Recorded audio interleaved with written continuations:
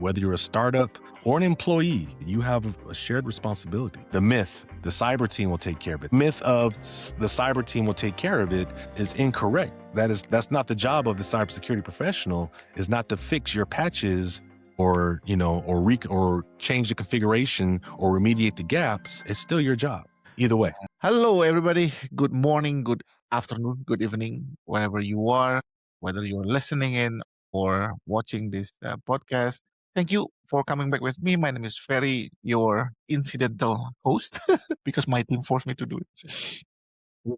So, as usual, this is our first season of our podcast called Beyond Myth, where we would like to highlight the persons behind the profession. So, we are not just talking about technical security, how things work in regulations. No, that's very boring for now. But we want to highlight the persons behind the professions. We want to know more about them. We want to know more about their experience and why they end up in this industry altogether. And today I have my good friend Tori from Singapore. I mean, he's American, but he lives in Singapore at the moment. Just looking at his CV, which the link you will see below to his LinkedIn profile, he has tons of experience. Even he's a CTO once. I seen his CV. So we'll talk a lot about his background and, of course, his journey in cybersecurity and what he sees in the field at the moment, and maybe how he compare US and Singapore. Who knows? But for now, Tori, I think you can introduce yourself better than myself, please. You've done an outstanding job right there. We could just leave it right there. Yeah. So thank you again, Ferry, for having me on the pod. Tori Henderson from America, Colorado to be exact. I've been over here in Singapore a little over 2.5 years and love it. Love the safety. Love the safety. Okay. Yes. Love the safety for my family. I do have an older son still in the States right now. So I pray every day that he gets through the day. Yep. We'll leave it there. Yep. But I've been in cyber, I was thinking about the other day, actually, I think I was shortcutting myself. I've been in cyber since 2006. I didn't realize I was in cyber in 2006, but been doing cyber since 2006. Been in IT since about 2000. So I'm definitely dating myself right now. I'm kind of old. Be celebrating my 50 this year in a couple months. Be celebrating the big 50. Wow.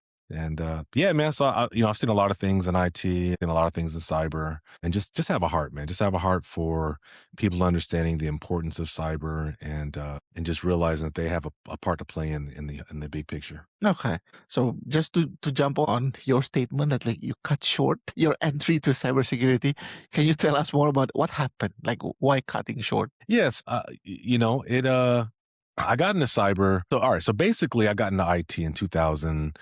Going up the management rack, didn't realize I was doing that at first. And then once I got to IT director level, I started realizing I was chasing the money and I really wasn't enjoying the tech part of it and that I was a techie at heart. And so I stepped down from my IT director role and said, okay, I'm going to go up the technical ladder. What exactly is it that I want to do? And I landed at networking, but then I also became very fascinated with hackers. So this was 2004, 2006 that I began to become very fascinated with hackers and networking. And so I said, okay, well, my goal in the next 30 years is to be a senior network security engineer. And so that was my path. Network security engineer. That's your path. So that was my path. Okay. All right. That was it. Once I hit senior status, I was just going to stay there. I didn't want to go any further up. I just wanted to be there and just continue to push myself and really evolve as a network security engineer. Now, that was the plan. Obviously, life doesn't always go as you think it will go. Ended up going through system admin, system engineering, which had nothing to do with networking. So I got a lot of exposure there. And then in the process of that is where the true security responsibilities started to land on my lap. First, it started with network security and maybe some endpoint security, but ultimately it became full-blown vulnerability management. And then next thing I know, I'm involved in compliance. So then I was exposed to PCI DSS compliance, I think 2008 for the first time. And I already kind of had an idea about the HIPAA compliance in America, but PCI was and is, that's a tough one now. That's a tough one. And so that's when I began to really get exposed to GRC along with the vulnerability management. And then that just, in the midst of that, I started to be exposed to security architecture. And all of a sudden, I'm like, what happened to this network security engineer plan for my life?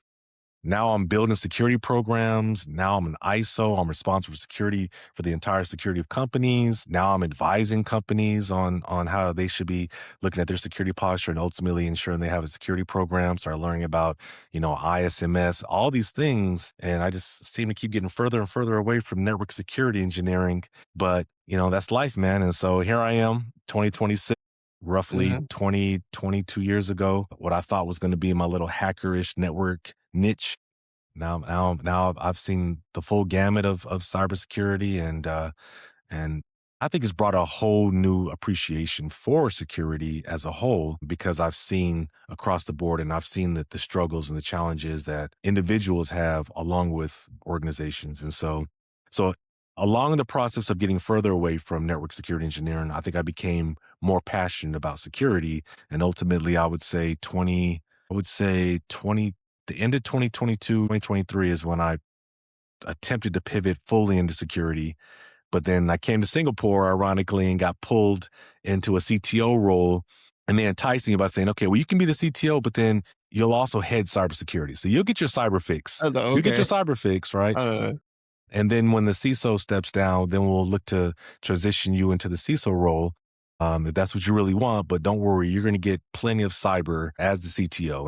And I did, to their credit, I did get a lot of experience, cyber experience under the CTO helm. But it's just been a journey, and obviously, as you know, Ferry, now delving into product development is a whole new learning yeah, experience for me yeah, because yeah. even up to that point, either I was an end user or I was a consultant, but it was all I never really dealt with product development up until I became the CTO of a cybersecurity company last year that was trying to roll out 2024, that was trying to roll out an actual cybersecurity product. And so that was my foray into product development. And now I can say I've kind of seen the full gamut of both services and products from both the end user and the vendor side. Yeah, I mean, product management is not a joke, at least for myself. I keep You know. becoming an irritating person for my own team because they want to push. I was like, no, this is not the right one. You need to change it a bit. Like, you know, Yep.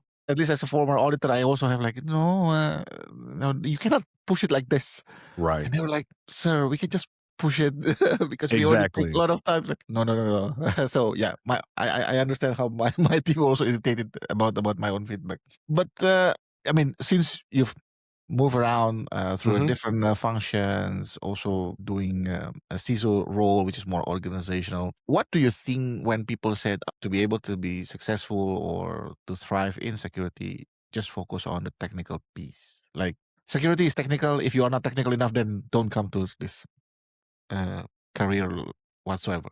How do you Yeah. see that? I think there's some truth in it. I think it's very difficult to be an effective security professional with little to no technical background or at least technical aptitude.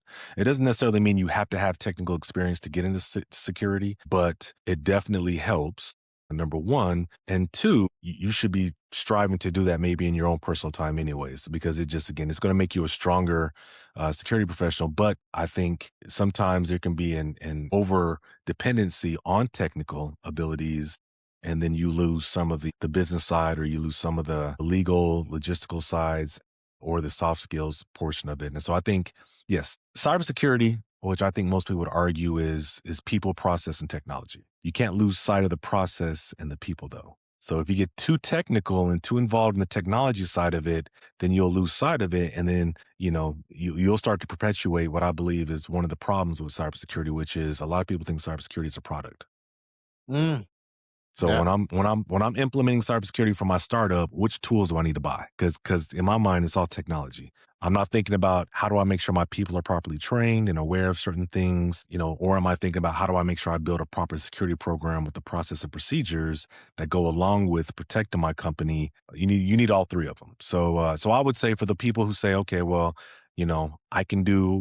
Maybe I come from a risk management or a traditional GRC background. And so I can just kind of move into cyber using that and maybe doing audits or again, managing. You can, but the technical piece will help to fill out the full aspect of being a solid cybersecurity professional because I mean, at the end of the day, if you don't really understand networking, how can you ensure proper network segmentations in place? How can you ensure, how can you even talk about zero trust? How can you talk about some of these concepts if you don't really have a basic technical understanding? And then, the actual tools that are being used, right? Whatever they are, whether they're a firewall, an IPS, an NDR, SSE, whatever it is that you're looking to use without having that basic understanding is going to be difficult. Let me just give you one example. Couple years ago, as a CTO of a cyber company, I had to hire a security engineer. And ultimately, the CEO wanted to give him the opportunity, even though he didn't have that technical background. He had more of a like vulnerability management, running a scan, providing the results, talking through that. I saw there was gaps in his Linux ability and his OS ability and in his networking ability. And so for the product we were trying to build, it's heavy on both of those things. It's all Linux based. And it's heavy on the networking because even within the stack, there's unique networking that needs to be set up along with ensuring the connectivity is there for all the different devices that are sending telemetry to the platform. So he struggled to do the job ultimately because of the lack of technical ability. And I think what ends up happening with a lot of cybersecurity professionals is because they don't try to build that side, um, it can definitely hurt them having that lack of technical ability. Yeah, I mean, one of the reason why I keep asking that question as well is because I don't know whether you know this or not, but at least in my feed, a lot of discussion about GRC. Hey, if you are not technical, then GRC is your field. I was like, wait, what? Since when? Like, yes, I'm in GRC, but I also, at least understand the technical piece, and that also reflected into our work. I mean, most of the time we were called in to do internal audit, mostly for the ISO 27001 preparation. And the funny part was sometimes we were called to do internal audit after a company actually got certification for, I don't know, 3-4 years. So we thought that everything would be fine, no? And then when we read exactly the same document that the certification audit reads maybe last year, we were like, how can they passed this audit in Right. the first place? Like the Yes. documents, okay, no issue there. But then when I asked, okay, please show me how you configure the server, how your IDS and IPS actually connected to this one. Let me see your configuration of the WAF, sorry, application firewall. And they were like, why do you ask that question? Right. Yeah. I'm shocked that he asked, why do I ask that question? At the same time, I was like, how did they pass the audit for 3 years in a row? Like, Right. Right. and that's also what bugs me a lot because then if the whole, let's say, influencer, I call it influencer, Mhm. if the whole influencer regime also talk about GRC as non-technical field, so to say, then we will end up with a group of GRC professional who think document is everything without understanding that no, that's not enough. Even if Exactly. you are not an auditor, even if you're just part of an organization, which is a GRC, in order to be effectively talking to developer, network admin, DevOps engineer, you need to know their language as well. In a way, Exactly. you cannot just say, according to ISO, you have to do this. And then what if the DevOps engineer is like, what do you mean by that? Like, can you give me an example? So that's the part where I thought, like, I think there is a world of influencer, which is great. They always have a lot of likes, comments, and reposts and yada yada. And Yep. there's reality. Exactly. No, no, you're right. You're right. You're right. Okay. Yeah, I Anyway, would say, I would say ultimately again, if you're coming from a GRC background, you can move into it because GRC is getting absorbed into cyber to an extent, and that will help you getting to cyber. But then you have to be uncomfortable in the sense that you have to push yourself to learn those skill sets that you didn't have to have before to become even more effective. And so to your point, right, there's a lot of auditors that can come in and do a cybersecurity audit and then sign off because you say that, you have it in place and they're not technical enough to fact check you. And so that's where that technical ability comes in, where you can ask these additional questions like you asked to make sure. Because I mean, at the end of the day, it's your reputation that's going on signing off on that certification. And so it's to your, benefit, it's to your betterment that you ensure that they say they have a WAF, right? A web application firewall, or they say they have an intrusion prevention system. What does the data flow look like? For instance, they can say they have an IPS, but is it even in yeah. line? It might not even be in line. So in really what it is, this is the IDS. It's not even Mm. the IPS at that point. And so it's But if you don't have the technical understanding, or at least a foundation level, you wouldn't know to ask that question. Or even if you did ask that question and they showed it to you, you wouldn't know that this isn't a proper setup for an IPS. Therefore, I can't sign off on this being properly configured, right? So I agree with you. That's where I think a lot of GRC professionals, they just need to grow. If they don't already come from a technical background, they need to understand that they need to build that technical background. And that, again, in this day and age, with the amount of tools that are out there, you can build your own labs. You can take YouTube courses, LinkedIn courses. Like, you can go get a basic understanding of these things so that it will only improve you as an auditor. Yeah, no, I agree. Back to the myth. This is the fun part. So, of so many years working in IT and cyber, working with different companies, big, small, medium, what is the one myth that you always hear from people and it keeps repeating again, even until today, 2026, that you would like to say, guys, stop? It's already 2026. It's no longer a valid argument or statement. How about I give you two for one? Sure. That's a bonus for you. Yeah. Two it is. Let's go. Two it is. First one, I'm sure you know, it won't happen to me. Yeah. I'm just a Especially the small startup. ones. I'm just a startup. I'm an SME. It won't happen to me. And then you see supply chain attacks happen, and you're like, so who did it happen to then? If it's not you, who is it going to happen to, right? So that's the number one myth. And understanding that whether you're a startup or an employee, you have a shared responsibility. The myth, the cyber team will take care of it. That's going to be the second one I'm going to get into here in a second. But ultimately, making sure everybody from an individual employee to a startup founder understands that they are being targeted, they are under attack, and they have a shared responsibility and need to make sure that they do their part in not only protecting their organization, but protecting their clients, which could be upstream Fortune 500 companies or even government agencies. So that's the first myth. The second myth I would say is this kind of comes back to what you were experiencing with product management. Okay. I've experienced this again, being in leadership for IT and in being in leadership for cyber. I've experienced where the IT professional, so we'll just talk about DevOps for a minute, right? Whether it's a software engineer or a full-blown DevOps engineer, they don't see their responsibility in building cyber into the product. And so secure by design, secure by default, anything that's the quote unquote shift left mindset when it comes to security, they just believe that is just not my job. That's why you have a security team. The security team will just come along and bolt on the security, and then it's all good, right? That is kind of the mindset that I've experienced a lot from direct reports or even just working with individuals in IT. And then I have to explain to them, okay, but if you don't do it up front and your product gets compromised, or there's a 0-day that's exposed and you're under the gun to patch the 0-day, you think the security professional is going to do that? Like, at the end of the day, they're just going to come back to you because it's your product and say you need to patch your product. So you can either do it up front and do it right and reduce the amount of risk and then the possibility of a breach happening, or you can do it after the fact if the company is able to recover from a breach and reputational damage that comes with that and all the fines and everything, and you don't get fired when they find out it was you who didn't code your application securely or configure the infrastructure properly. You skipped out on doing hardening, whatever it may be. If you still somehow have a job, you're still going to be the one doing it anyways. Yep. So, this myth of the cyber team will take care of it is incorrect. That's not the job of the cybersecurity professional, is not to fix your patches or change the configuration or remediate the gaps. It's still your job either way. Yeah. No. It's completely Right? true. Especially when I was still, working as an employee, I was part of the security team and a risk team. So I talked to the IT folks, like, guys, can we just, slow down a bit because this is too fast. Right. We haven't done this properly and so on and so forth. Like, yeah, but Ferry, the management says it has to be done today. Okay, have you say something to them? It's like, no, they are the management.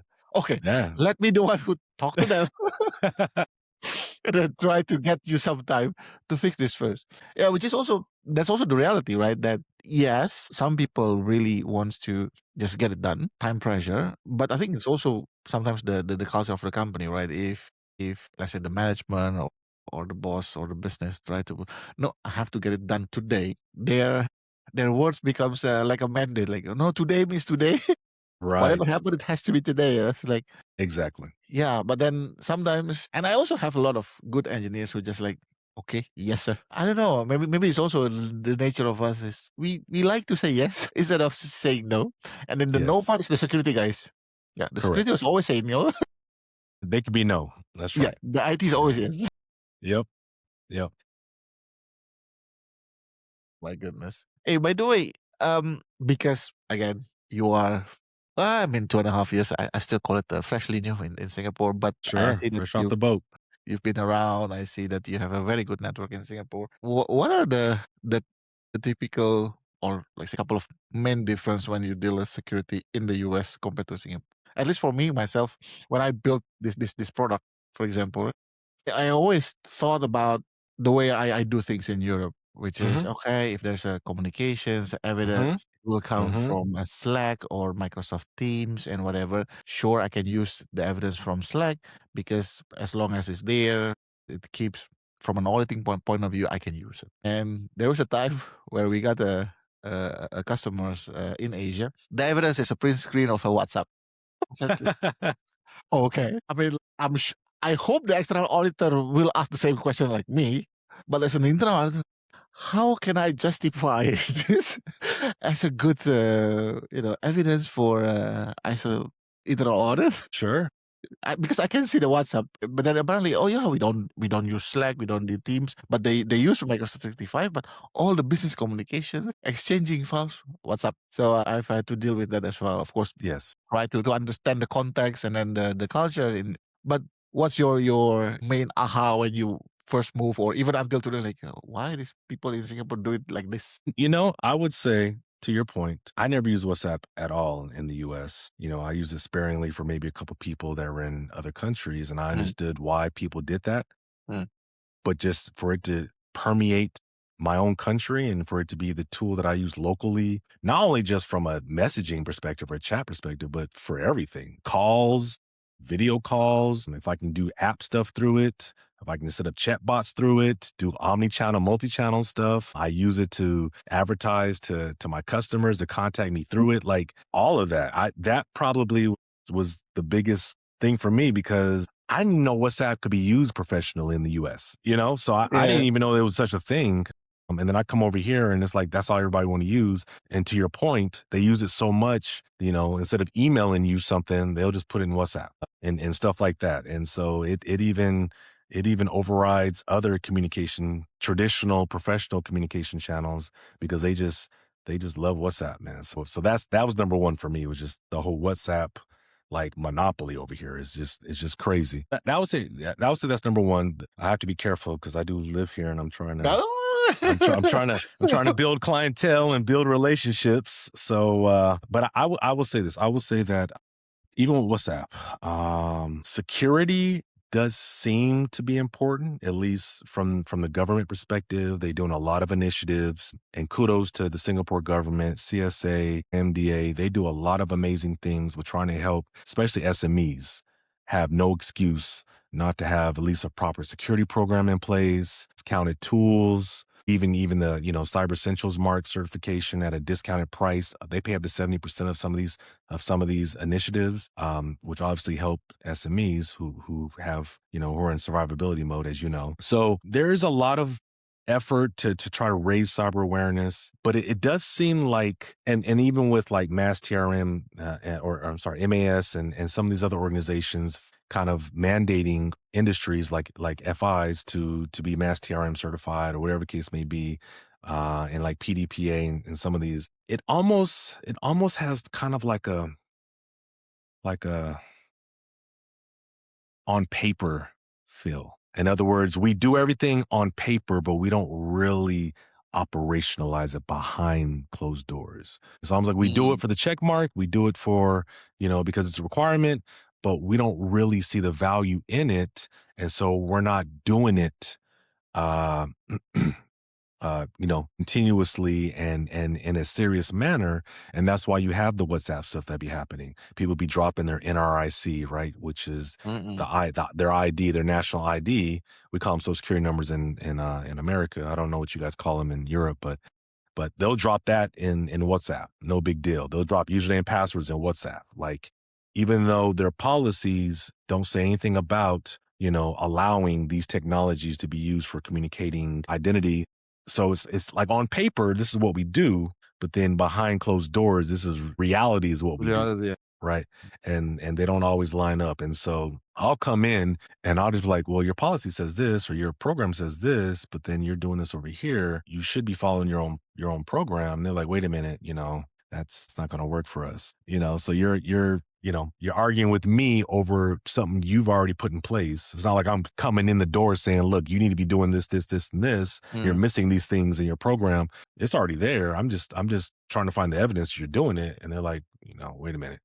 Another one, for example, is there's a lot of highly regulated projects here, especially for the government-linked companies. But then there'll be times where you're in the middle of doing some security and you're like, okay, well, the requirement is that we need to do hardening.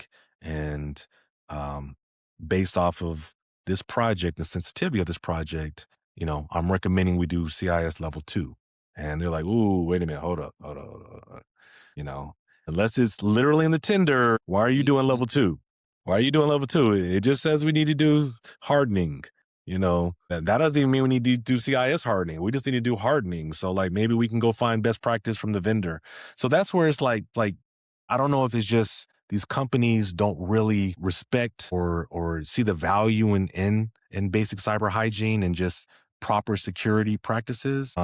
And it's just, again, it's a compliance checkbox for them, or is it just user education needs to be done? So those are probably the things I see the most in Singapore. Again, Singapore is highly regulated. No. I think, and this is where I guess I would ask you, coming from Europe, is it because the regulation is so high that it becomes kind of like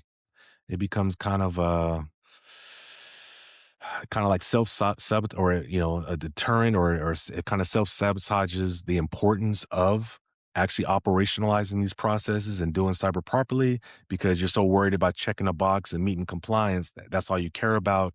You don't actually see the value in why you're doing these processes. I think, first of all, Europe is also too much regulation, in my opinion. So you can quote me on this, no worries. Please don't cancel Tori. You can cancel me. Now, and yes, in many organizations, it also end up just like a ticking the box, meeting the compliance requirement. Yeah. And I think what you say is also happening right now, especially if we talk about the startups and small businesses where, hey, for the sake of sales, I just need to get certification. For the sake of sales, I just get it done, get the paperwork, and I can sell my product in a way. And that's where, in my opinion, the whole program cannot work anywhere, not just here in Europe, cannot work if it is only a one-way regulation from the regulator and then expecting everybody to understand or to follow it to the teeth. I always said that as a human being, even me, hey Ferry, if you want to cross the road, cross at the cross sign, right? If I see left and right, there's no car, I will cross. And I can say it out loud. From a risk point of view, I see that there's no car coming in, so I cross, right? So then the question is, if the nature of human is like that, then there should be another set of pairs of eyes who always follow that through. And I remember when I was in Singapore back in 2012, one of the reasons why Singapore PDPA was very successful, in my opinion, compared to other PDPA in other Southeast Asian country, including my own home country, Indonesia, is because the enforcement. So it's not just about the statement, but the enforcement. So if we don't do that enforcement, and that enforcement comes Yeah. from giving examples, Sure. then people will always take, okay, there's new regulations, we can just meet it. And that's the part where it's also related to the first question, right? So if those people who are supposed to enforce it don't understand what is required, Correct. then whenever they do the assessment, whenever they do an audit, then it's just a paperwork exercise. Okay, I meet Basically. this requirement. I'm happy with that. Then Right. the project can Right. continue, or you got the certification. Right. And that's the part where I think it's everybody's task. It's everybody's responsibility. It's a shared responsibility. The same with let's say if I put myself in the enterprise as a buyer, right? And I want to buy a product from a vendor, let's say a SaaS vendor. If I have the attitude of, oh, okay, he complete my security questionnaire, great. I see that they have a SOC 2 report, awesome. I see that he also have ISO, awesome. That's done. Then they will never see that what they are doing is wrong. It is the analyst's job to say, okay, I see this is this, but just asking the but, it also not punishing, but more like, hey, people will ask this question, so you better exercise. You better know what people would expect. Then if people expect like this, then you should also implement like that. So I think what happened in Europe in general is also the same case, right? For the Mhm. sake of sales, they just pass everything as quickly as possible. But one thing that I see for many large companies, that self-regulating mechanism works compared to other regions, which means if you try to sell any product to, again, not everybody, but many of the large enterprises with a serious security people, they will ask difficult questions. Now, since I know they will ask that difficult questions, then I, as a product developer, I also need to make sure that I'm ready. Correct. So that's the self-regulation that this works. So you cannot just rely on, okay, the government send these regulations, then Right. everything will automatically be fine. So there's also an involvement of the auditor, involvement of the buyer. Everybody is in it. Then it can work. Because if not, yeah. Let me give you exact description of my own home country. Again, you can cancel me. Don't cancel Tori. In Indonesia, we have privacy law. It's been there since 2022 until today. There is no derived technical requirements. Then people will say, okay, I don't know what to do. All right. There's regulation, but I don't know what to do. And then the funny part was literally yesterday, and I put it on my Instagram feed. Literally yesterday, someone found out a job advertisement from the Ministry of Informatica in Indonesia that use Google Drive to receive people's application, CV, motivation letter, and so on and so forth. And the folder is open, which means if both of us apply for that job, I can see your CV, you can see my CV. And this is coming from the same government agency who proposed the law. So, yeah, the regulation is there. Is everybody talking about it? I guess so, for the past almost 4 years now. But have people really following it through? No, because there's no enforcement. There is no check and balance, not just by the government, but also everybody. Yeah, that's what will happen. And I think even here in Europe, the only reason why I have a client, which is an HR recruitment agency, I'm not talking Mm. about SaaS, I'm not talking about software development, an HR recruitment agency, they came to us because someone asked them, hey, I would like to work with you, but how do I know that you secure my data? They cannot give that answer. Right. So that check and balance, not necessarily from the government, but the society, I Yep. think that what makes Europe at least slightly better, because again, that check and balance. But I hope everybody who listen to this also start thinking about it. Is again, regulation is just something that someone have things to do, in my opinion. But we all need to be there together. It's a shared responsibility, Absolutely. like you said. It's a shared responsibility. Absolutely. And I think you hit a point, Ferry. I think definitely in the U.S., companies are becoming more cognizant of before they go into a partnership with another company, they vet out their security.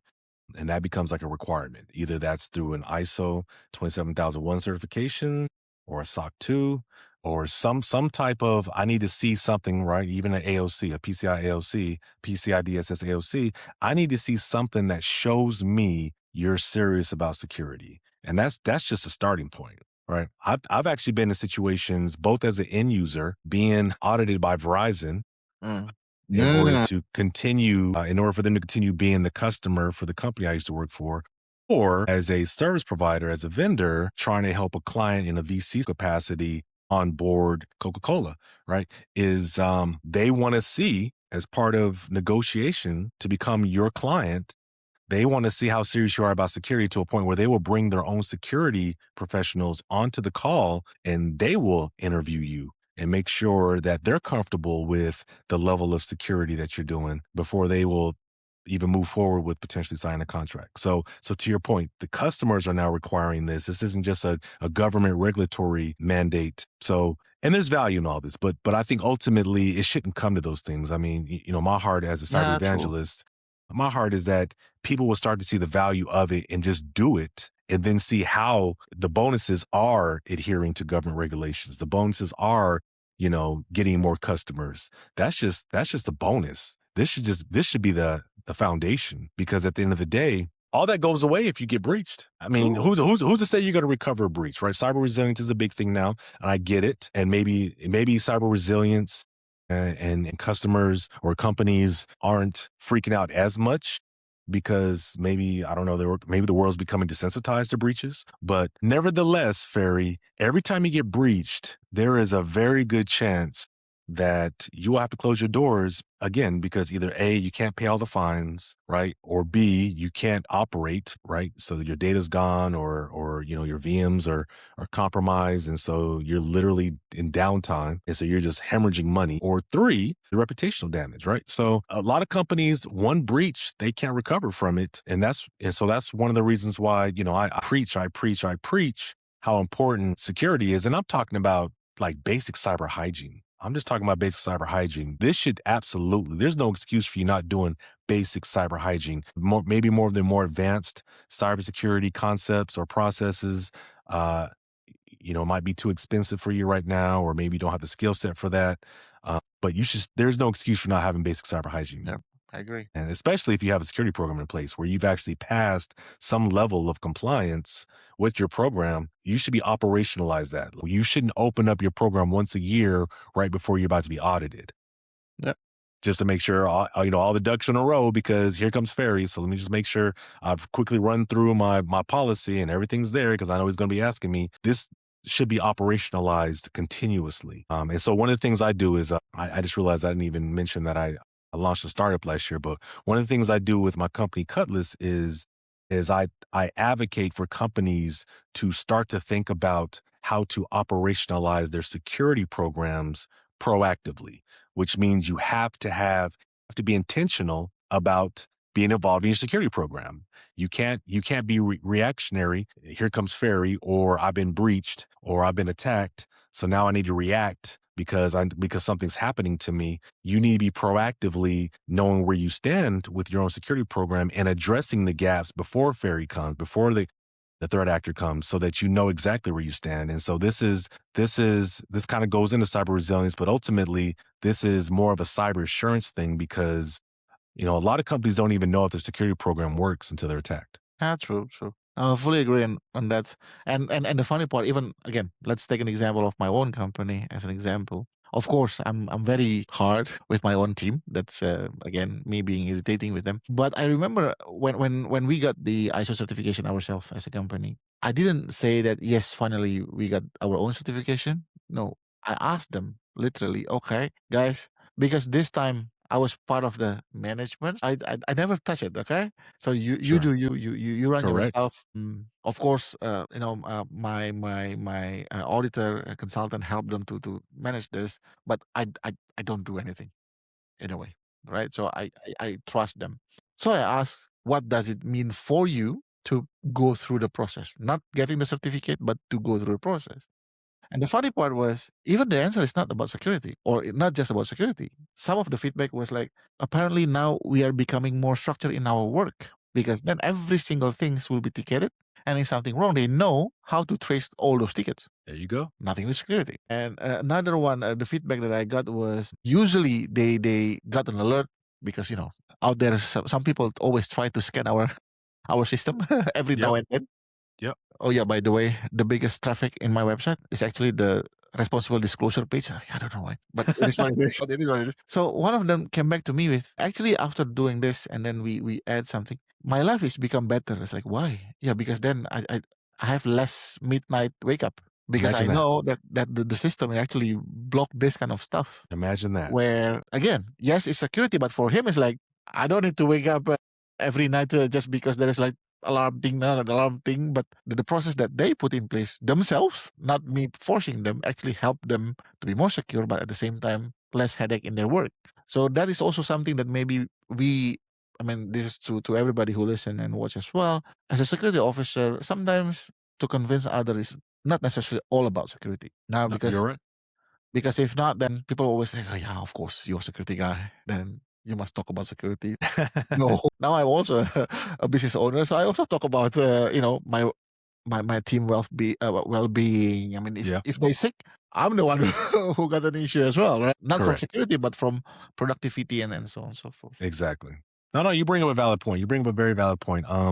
And that's where I think, security professionals, CISOs and others are starting to understand, this term, business enabler, right? It's not just about protecting the business from bad guys. It's not just about, trying to reduce risk and all those good things, which don't get me wrong is very critical, but it's also about how are you improving the business? And so when you can map, like what you just said, Ferry, to actual improvement of processes, documentation is so much better. The actual quality of the product is built better because of these things and because of these principles, right? Tech debt, security debt, all of that's going down because we're doing security by design and we're actually sitting here thinking through these things. We have proper data flow designs where we can actually show you exactly where the traffic goes in and out of the environment. And so if something does happen, it's all documented. And so it helps with troubleshooting. It helps with better understanding what maybe broke down. We have every single process documented. We have every single API documented, right? So it's not just from a security perspective, like you pointed out, but it's also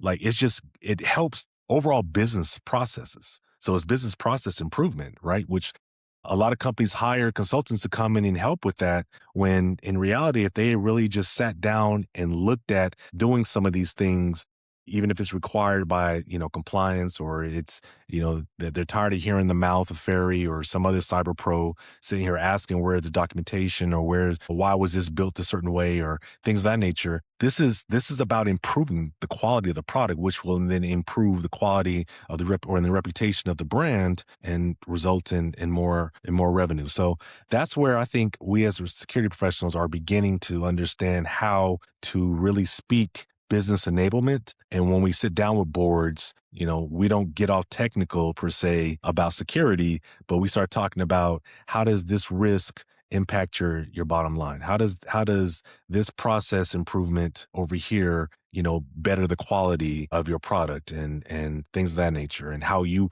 ultimately make your job easier or make the jobs of your employees easier, and then they can focus on other things and being more creative and being more innovative instead of constantly doing, a lot of inefficient things just because it just wasn't properly documented and the processes aren't properly operationalized. So I agree with you 100%. So just to segue to maybe my last question, because I'm Yeah. looking at the time as well. Yep. You're almost 50. I'm 40 plus as well. So at least I'm not young anymore. As you are also in Singapore, I also try to kind of like how to call it, inspire my younger generation in that Yeah. region with cybersecurity. Any thoughts or suggestion for them who are interested or maybe not seeing yet cybersecurity as their future career based on your experience? Any, let's say, wisdom that you can share with them, what it is all about as industry, why we need them, why this is a good thing for them, and what they need to prepare if they're really interested to join the let's say the Sure. I know this is a big debate and depends on which cyber professional you talk to. You're going to get, both answers or both sides of the situation. But I believe at the end of the day, there is still a gap in cybersecurity, a workforce gap, which means there's more jobs that need to be filled by cybersecurity professionals that there are cybersecurity professionals. How you want to argue that and debate, are we talking about senior level? Are we talking about entry level? I'm not going to get into all that. I'm not here to debate all that. I'm just saying we need more people fighting the good fight. And then the people so for me, it's about number one, letting them know that there's a need there. Number two, encouraging them back to what we talked about before, right? Understanding that if you want to get into cybersecurity, start to understand some of the technology along with understanding some of the processes and ultimately learning that there's the people piece. So for me, cybersecurity is an intersection of technology and psychology. And so start to understand those things and understand that there is an adversary out there that wants to see you fail. And it's not your coworker who's trying to take your promotion or is jealous of you. It's not your boss who's gatekeeping on you. Like there's actually an adversary outside of all that that wants to see you fail because that's how they win and that's how they make money, right? And so you're going to always be uncomfortable. You never arrive in cybersecurity. I tell a lot of people that I mentor, you never arrive in cybersecurity. You always have to push yourself to be better because there's someone out there that's pushing themselves to be better than you. Okay. And so that's number one. I would say number two, definitely, in this day and age with AI, start to understand how to use AI because maybe there may be a role where your job is to work with an AI agent, right? And so start to understand, what does that look like? How do you do that? What do these technologies even look like, right? So that needs to be part of your technical skill set going forward. And I would also say, like, find a mentor. Just find a mentor, right? Go ask Ferry. Hey, Ferry, are you mentoring? Are you open to mentoring? I'm a big proponent of that. I'm a big proponent of knowledge transfer, right? So I'm about bashing gatekeepers, right? I think we should all freely share the knowledge. Mm. And that's probably one of the reasons why there's such a cybersecurity gap, is because a lot of people aren't sharing that knowledge to help people come in and fight the battle for whatever reasons. And so there's a lot of gatekeeping happening as well. But there needs to be that mentorship component, right? Not only are you trying to get into cyber industry, but like, find a mentor that can just walk life with you. And it doesn't have to be a mentor that just only talks cyber. Like, that mentor could be talking into your life, could be talking into some of the life decisions you're trying to make. Maybe you're struggling with time management, helping you to understand better type management, or understanding how to be efficient with some of the things you're doing in your life, right? And like, what are you doing? How are you taking care of yourself? You talked about well-being earlier. You talked about the well-being of your employees, right? I think that's very important. Understand cybersecurity can be a very stressful industry, so you need to have some proper type of well-being and self-care, making sure, to make sure that you can continue to fight the good fight and you don't burn out. Which unfortunately, a lot of professionals do. And maybe that's another reason why I believe there's a gap in cybersecurity is that. So I would say, though, that would be what I would tell those people that are looking to get into cyber or are curious about cyber. Definitely find someone like you or myself or whoever, and just start asking questions. Just start asking questions and seeing if, they'd be willing to journey with you and then help you get into the proper networks or the proper communities, help you go to the proper classes or workshops, and just start to learn some of these things, right? I mean, see the commitment that's going to take for you to become, a quality cyber professional. Cool. Once again, thank you so much, Tori, for your time. It's very, very insightful discussion that we have. I'm very happy that, of course, you are willing to have this with me. And for those who listening in, thank you for keeping up with us.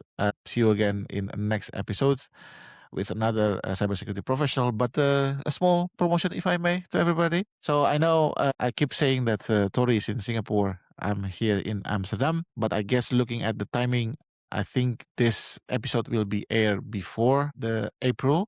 So it also means that if you would like to, I don't know, have a chat with me in person in Singapore, I'll be there between 7th and 10th of April 2026. Also, we'll meet Tori in person again in Singapore. Hey, I will be in town, in a city, in a country. I always All that, have difficulties in all in my one, town, city, a country all in of one. Singapore between 7th and 10th of April 2026. So, having said that, once again, thank you very much. And then see you again in next episode. Bye bye.